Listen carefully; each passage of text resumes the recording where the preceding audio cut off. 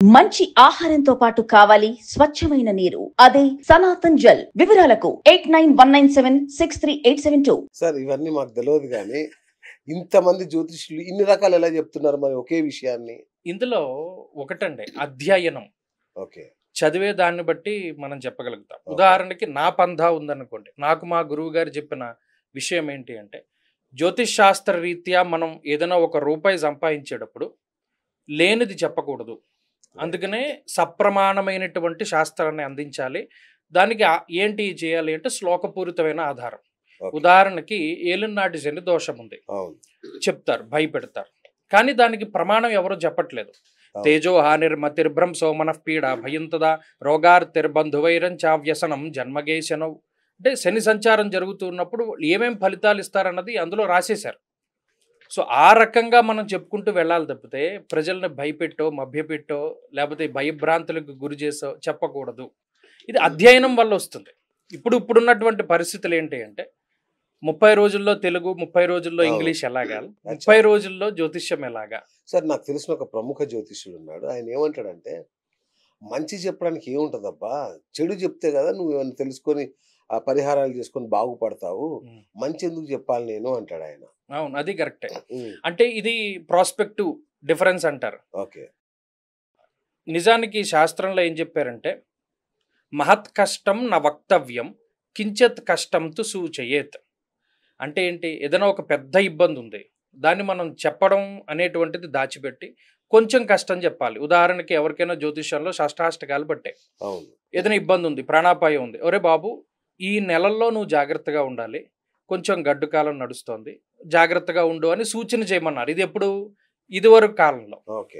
ఇప్పుడు అంత టైం ఉండట్లా, అంత ఎవరు వినట్లా, పీకల మీదకి వస్తేనే కానీ ఎవడు ఏమి చేయట్లేదు.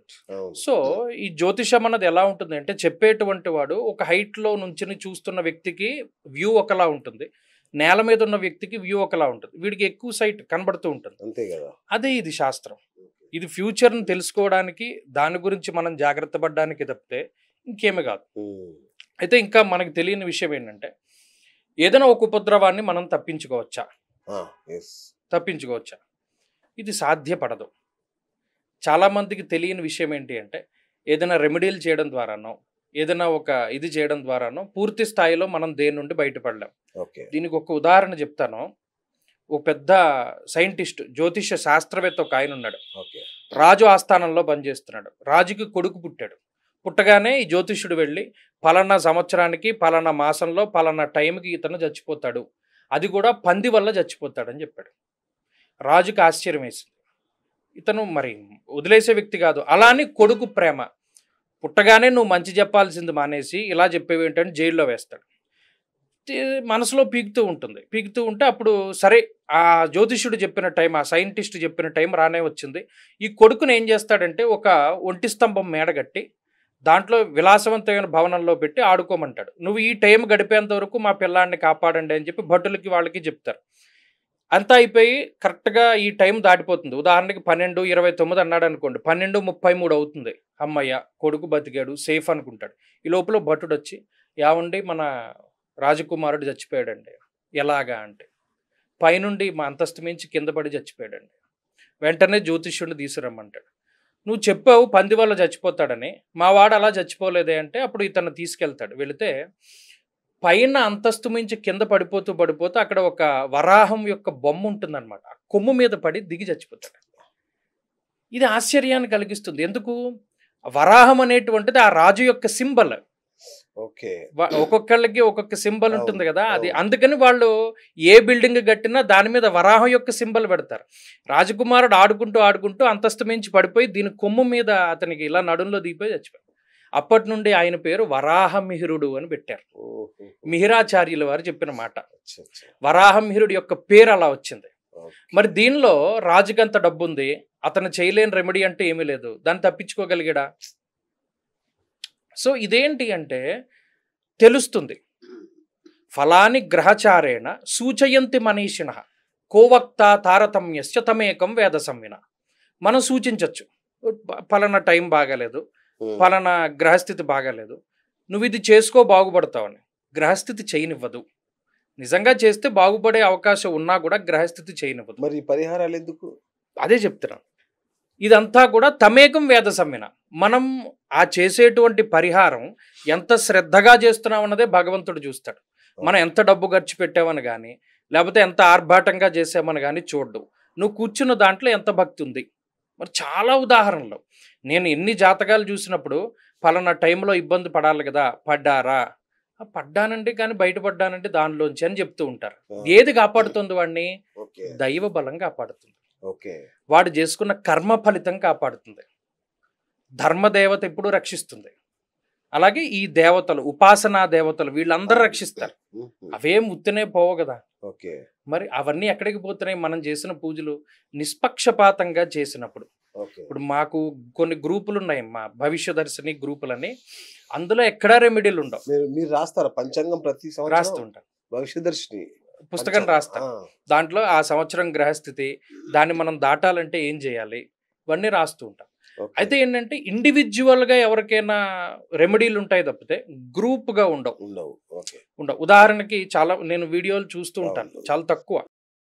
ఉద్యోగం కావాలంటే ఇలా చేయాలి, అప్పుల బాధలు తీరిపోవాలంటే ఇలా చేయాలి. ఎందుకు తీరిపోతాయి? అలా తీరిపోయేదైతే చేస్తే కోట్ల లక్ష్మీదేవి మీ ఇంట తాండవం ఆడుతుంది. ఆవిడకి ఏం పని లేదా ఏమంటే ఆ లక్ష్మీదేవి అనిశ్చితము. ఆవిడ శ్రీ మహావిష్ణువు దగ్గరే ఉండలేదు. ఎవడో ఒక ఋషి వచ్చి నిన్ను కాలుతో తన్నాడు, నువ్వేం చేయలేదని చెప్పి అలిగి వచ్చేసిన ఆవిడ మన దగ్గర ఉంటుందా? మనకంత నిష్ఠుందా? గురుగారు, ఒక చిన్న సందేహం. ఇప్పుడు మన ఊర్లో చూస్తాం కదా, ప్రతి ఇంట్లో లక్ష్మీదేవి ఫోటో కంపల్సరీ ఉంటుంది. ప్రతి ఇంట్లో ఆమెకు నిత్య పూజలు జరుగుతూనే ఉంటాయి. అయినా కూడా ఎందుకు వాళ్ళని కరుణించదు లక్ష్మీదేవి? ఎందుకు ఒకరిద్దరిని కరుణిస్తుంది? ఎందుకు అలా అనుకుంటున్నారు? ఇప్పుడు లక్ష్మీదేవి మీ దగ్గరే ఉండిపోతే మీకు మంచా చెడా? ఉదాహరణకి మీరు వడ్డీ వ్యాపారం చేసేవారు, మీ దగ్గర స్థిరంగా డబ్బు ఉండాలని కోరుకుంటారా? లేదు. రొటేషన్ అవ్వాలనేగా. మరి అది మీ దగ్గర ఆ సిచ్యువేషన్ కరెక్ట్ కాదు. అలాగే డబ్బు అన్నది ఎప్పుడూ కూడా కరిమింగిన వెలగపండులోని గుజ్జు వలె పోతుంది. వచ్చేది ఏదైనా ఉంటే కొబ్బరికాయలోకి నీళ్ళు ఎలా వస్తాయో అలా వస్తుంది అన్నట్టు. చాలా వింత. ఇందాక అదే చెప్పాను, మనం ఎంత సంపాదించాలి అన్నది ఆల్రెడీ రాసి పెట్టేసి ఉంటుంది.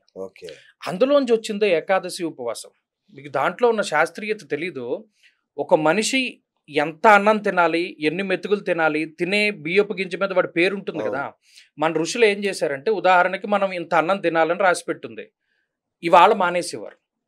ఇవాళ మానేస్తే ఏమైంది? సంవత్సరంలో మనం లీవ్స్ తీసుకోవడం మానేస్తే క్యారీ ఫార్వర్డ్ అవుతాయి. మరి తినవలసిన బియ్యపు గింజ మానేసినప్పుడు అది మిగిలిపోతుందిగా. అది తినేంత వరకు మనం బతకాలిగా.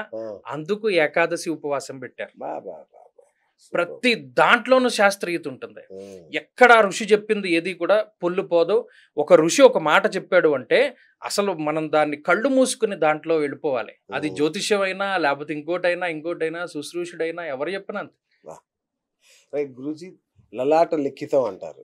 తలరాత రాశాడు దేవుడికి, మనం ఏం చేస్తాం అంటాం కదా. నిజంగా అలాంటిది ఉంటుందా లలాట లిఖితం అనేది? ఖచ్చితంగా ఉంటుంది. ఖచ్చితంగా ఉంటుంది. అది ఉంది కాబట్టే కదా ఎంత సిస్టమేటిక్ గా భగవంతుడు రాసి పంపుతున్నాడు. పలానా బిఎస్ గారు పుట్టారు, ఆయన మీడియా రంగంలోకి వెళ్ళాలి. ఫణి భాస్కర్ పుట్టాడు, వాడు జ్యోతిష్యం నేర్చుకుంటాడు. ఇంకొకళ్ళు పుట్టారు, వాళ్ళు ఎలా. మరి ఎందుకు వాళ్ళ మనసు అటువైపే వెళుతుంది? బుద్ధి కర్మానుసారిణి. బుద్ధి దేని వల్ల ఏర్పడుతుంది అంటే మనం గత జన్మల్లో ఏవైతే చేసాం. చాలా చక్కటి ఉదాహరణ ఉంటుంది. ఓ తోటకూర పండించుకునే రైతు ఉంటాడు. వాడు 1 ఎకరం పొలంలో పండిస్తాడు. వాడు ఒక్కడే ఉంటాడు. వాడు అమ్ముకోగా సరిపోతుంది వాడికి డబ్బు. మిగతా తోటకూర అంతా పట్టుకొచ్చి ఇంటి ఎదురుగుండా పోసేసేవాడు, ఒక పెద్ద డ్రమ్లోనో ఇందులోనో. అందరూ తీసుకెళ్ళేవాడు. డబ్బు ఉన్నవాడు, డబ్బు లేనివాడు అందరూ కూడా ఆ తోటకూర ఫ్రీగా పట్టుకెళ్ళేవాడు. వాడికి తర్వాత జన్మ మహారాజుగా పుట్టాడు. పుట్టినప్పుడు పూర్వజన్మ స్మృతి కలుగుతుంది. కలిగి అందరినీ ఒక ప్రశ్న అడుగుతాను, అంతకి ఇంత అయితే ఇంతకి ఎంత అని. ఇప్పుడు ఈ విషయం చెప్పాను కాబట్టి మీకు ఏదైనా కొంత అర్థం అవుతుంది. ఎవరికి అర్థమయ్యేది కాదు. తలకాయలు బద్దలు కొట్టేసుకునేవారు, రాజుగారికి పిచ్చెక్కిందని అనుకునేవారు. దత్తుడి యొక్క భక్తుడు శివశర్మ అనేటువంటి ఆయన దత్తాత్రేయుని నమ్ముకున్నవాడు. అంతకి ఇంత అయితే ఇంతకి ఇంతే అంటాడు. రాజు వచ్చి వాడి కాళ్ళ మీద పడతాడు. దీని మీనింగ్ ఏంటి అంటే, అంతకి ఇంత అంటే అన్ని తోటకూర, అంత తోటకూర నేను దానం చేశాను కాబట్టి వాళ్ళ మహారాజుగా పుట్టాను. మహారాజుగా పుట్టిన నేను బళ్ళకి బళ్ళు తోటకూర దానం చేస్తున్నా. మరి తోటకూర దానం చేస్తే మళ్ళీ తోటకూర జన్మే వస్తుంది. ఎందుకు? అప్పుడు వీడికి ఏమీ లేదు, ఉత్త తోటకూరే పండించేవాడు, వీడి దగ్గర ఉన్నదంతా దానం ఇచ్చేవాడు. ఇవాళ వీడు మహారాజు. అంటే వీడు ఎంత దానం చేయాలి? రత్నాలు చేయాలి, వైఢూర్యాలు చేయాలి, లేకపోతే భూదానాలు చేయాలి. వీడు సంపాదించుకుని వీడు తినగా మిగిలినదంతా దానం చేయాలి. అలా చేయకుండా మళ్ళీ తోటకూరే దానం చేస్తున్నాడు, మళ్ళీ తోటకూర జన్మే వస్తుందని. ఇది ఎక్కడి నుండి వచ్చింది? తపః పరం కృతయుగే త్రేతాయాం ధ్యానముచ్యతే ద్వాపరే యజ్ఞమిత్యాహు దానమీవ కలవు యుగే. కలియుగంలో దానమే చేయమన్నాడు, ఇంకా ఏమీ చేయొద్దన్నాడు. ఈ చేతిలోంచి ఈ చేతిలోకి వచ్చేలోపు ఐడియా మారిపోతుంది. ఇవ్వాలనుకున్నది ఇచ్చేయి, ఎడం చేతితో ఇచ్చినా దోషంలా. ఇవ్వాలనుకున్నది నువ్వు సంపాదించుకోగా మిగిలిన దాంట్లో లేదు 100 రూపాయలు సంపాదించుకుంటే 10 రూపాయలు దానం చెయ్యి, అతిగా అపాత్ర దానం చెయ్యకు. అలా చేసిన వాడు సంతోషపడతాడు.